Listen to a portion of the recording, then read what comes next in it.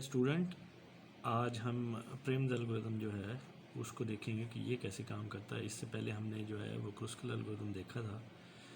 Prem's algorithm जो है वो भी मिनिमम स्पैनिंग ट्री जनरेट करने के लिए इस्तेमाल होता है, और यहाँ पे आप देख रहे होंगे हमने वही सैम्पल ग्राफ लिया है जो कि हमने क्रुस्कल के केस में लिया था। तो अब हम देखते हैं कि ये काम कैसे करते हैं। सबसे पहले आपने क्या करना है, पहला स्टेप लेना है, और पहले स्टेप में आपने 3 सेट्स जो है वो इनिशियलाइज़ करने हैं। पहला सेट कैपिटल वी, जिसमें तमाम वर्टिसेस आपने डाल देनी है। इस वक्त हमारे पास इस गिवन ग्राफ में 4 वर्टिसेस हैं, तो हमने चारों की चारों वर्टिसेस जो है वो कैपिटल वी सेट में डाल दी हैं। एक और सेट आपने लेना है, उसको स्टार्ट में आपने इनिशियलाइज़ करना है। उसमें कोई वैल्यू नहीं होगी तो वो भी एम्प्टी सेट होगा, और इसी तरह हमारा दूसरा सेट जो होगा वो स्टार्ट में वो भी इनिशियली जो है वो एम्प्टी होगा।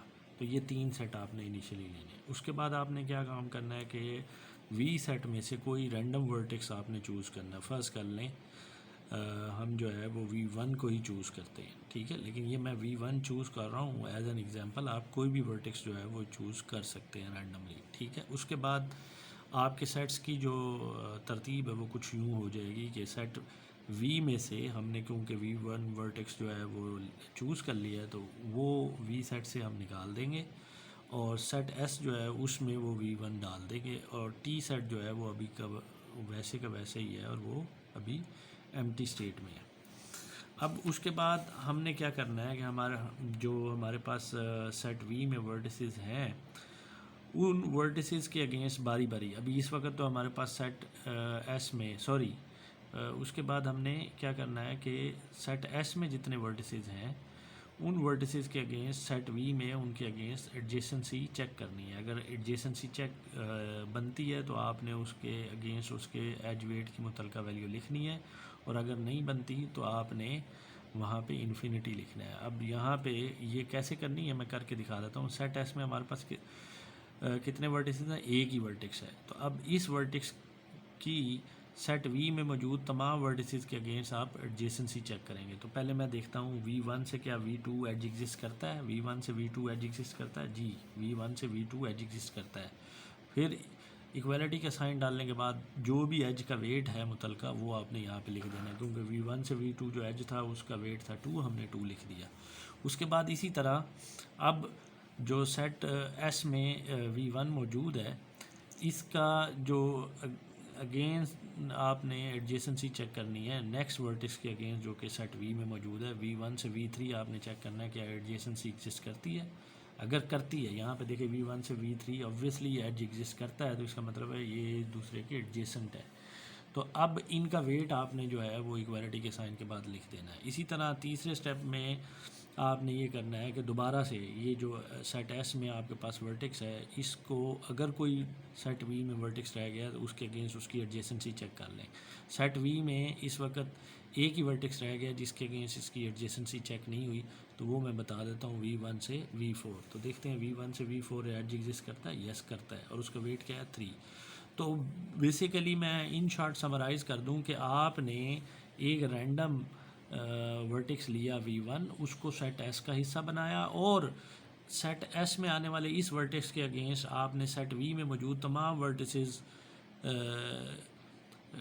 के अगेंस्ट जो है एडजेसेंसी चेक कर ली, ठीक है। यानी V1 से क्या V2 एडजेसेंसी एग्जिस्ट करती है, तो उसका वेट क्या है। V1 से V3 कर एडजेसेंसी एग्जिस्ट करती है, उसका वेट क्या है। इसी तरह V1 से V4 उस अगर एडजेसेंसी एग्जिस्ट करती है तो ठीक है, तो उसका वेट क्या है। अगर यहाँ पे फर्स्ट कर लें एक वर्टेक्स से दूसरे वर्टेक्स पे एडजेसेंसी एग्जिस्ट ना करे, तो वहाँ पे आप क्या वैल्यू इंसर्ट करेंगे, वहाँ इन्फिनिटी, ठीक है। अब उसके बाद जो है अगर हम देखें तो ये इनमें से अब आपने ये जो आपने एडजेसेंसीज निकाली हैं, इनमें से आपने वो एडजेसेंसी चूज़ करनी है जिसमें एज वेट की वैल्यू सबसे मिनिमम है। तो इन सब में मिनिमम वैल्यू कौन सी है, 1। तो इसको मैंने हाईलाइट भी कर दिया आपकी आसानी के लिए।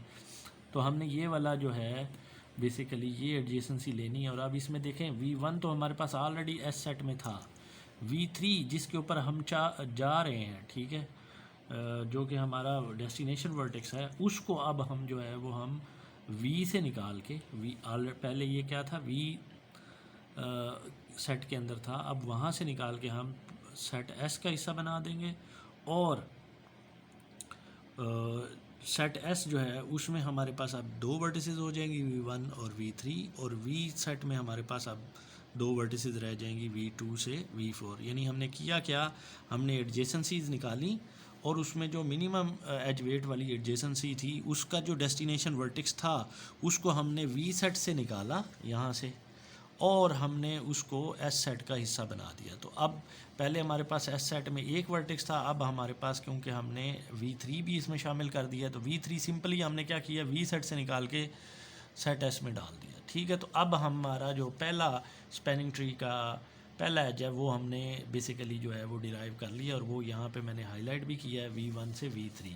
तो यहाँ पे V1 से V3 टी सेट में आपने वो वाला एज लिखना है जो कि स्पैनिंग ट्री का पार्ट बनेगा। तो ये अभी V1 से V3 हमने क्योंकि हाईलाइट किया है, ये सबसे मिनिमम एज वेट वाला एज है, तो इसको हम टी सेट में अपडेट कर देंगे। पहला वर्टेक्स, डेस्टिनेशन वर्टेक्स यानी सोर्स वर्टेक्स, डेस्टिनेशन वर्टेक्स और साथ में उसका वेट, ये तीनों चीज़ें आपने कामा सेपरेटेड जो है वो लिख के विद इन पैरेंथेसिस आपने मेंशन कर देनी है। और फिर क्योंकि ये पहला वर्टेक्स हमने जो है वो यहाँ पे निकाल लिया है, सॉरी पहला एज निकाल लिया है बेसिकली जो है स्पैनिंग ट्री का, तो उसको मैं अब वो हाईलाइट भी कर देता हूँ ताकि आपको साथ साथ पता चल जाए। तो पहला एज मैंने हाईलाइट कर दिया।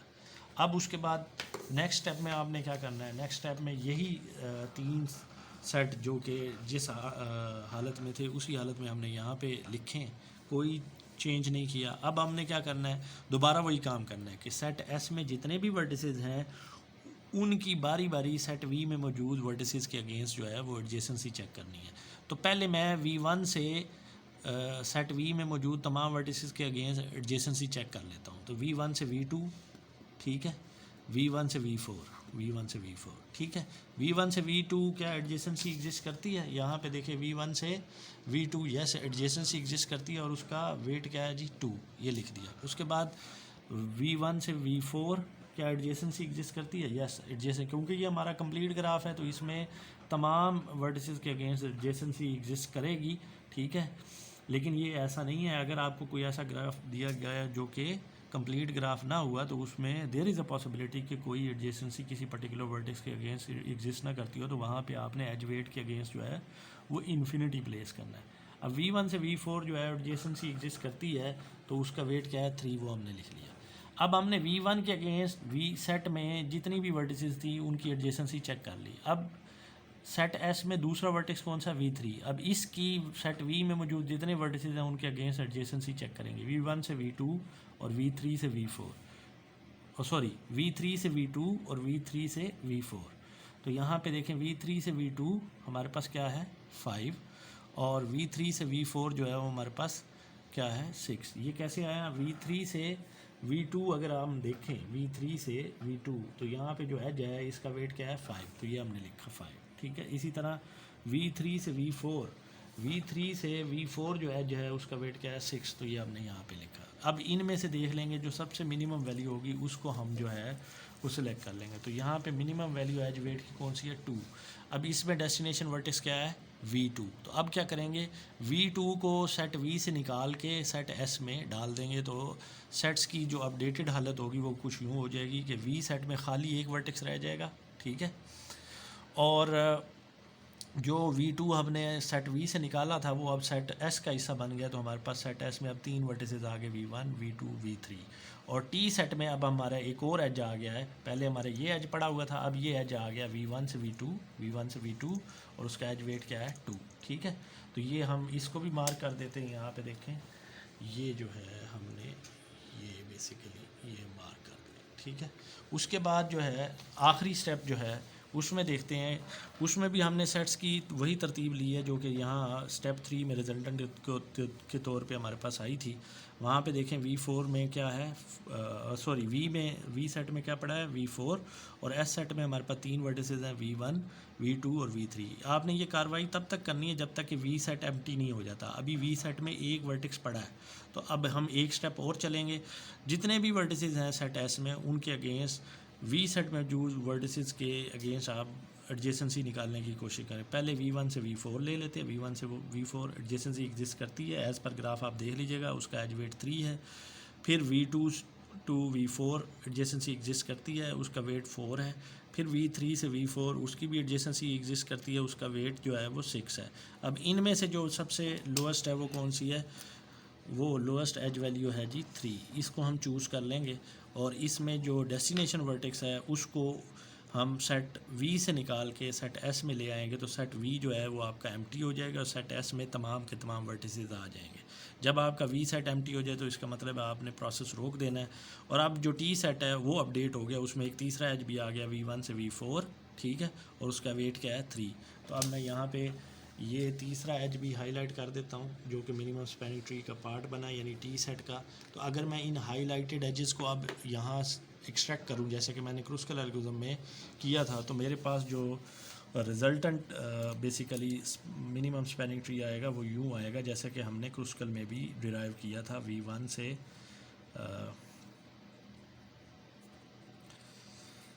V3, V1 से V2, ये 1 है वेट है, ये 2 वेट है, और V1 से V4 ये।